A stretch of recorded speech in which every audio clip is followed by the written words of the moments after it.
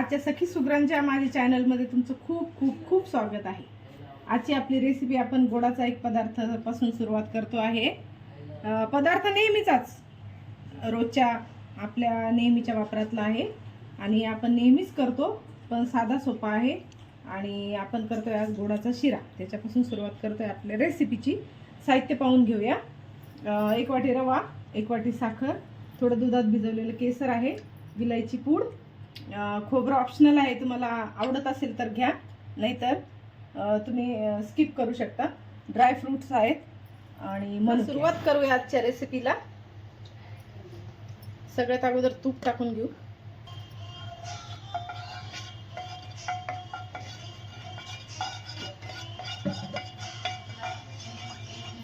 तुपात पहिले सगळे ड्राय फ्रूट्स परतून घेऊ आपण।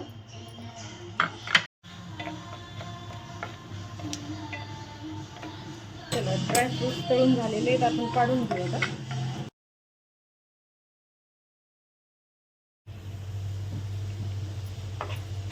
रवा छान लाल होईपर्यंत भाजून घ्यायचा। रव्यासोबत थोडंसं खोबरं पण घालून घेऊया आणि खोबऱ्याला याच्यासोबत भाजून घेऊया। चला, रवा भाजून झालेला आहे, छान लालसर रवा भाजून घेतला। त्यात टाकूया आता मनुके आणि तळून घेतलेले ड्राय फ्रूट्स, थोडंसं वेलची पावडर टाकायचं आहे।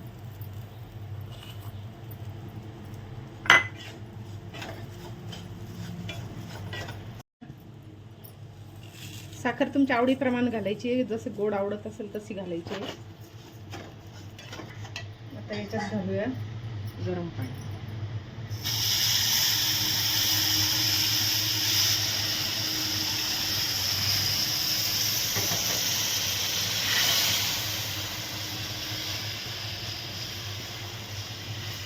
आता याच्यात टाकूया थोडंसं दुधात भिजवलेलं केसर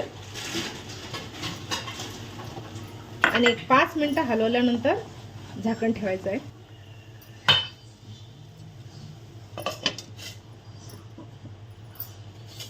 5 मिनिटं झालेत, आता आपण पाहूया। परत एकदा हलवून घेऊ आणि ते मस्तपैकी आपला गोडाचा शिरा तयार झालेला आहे।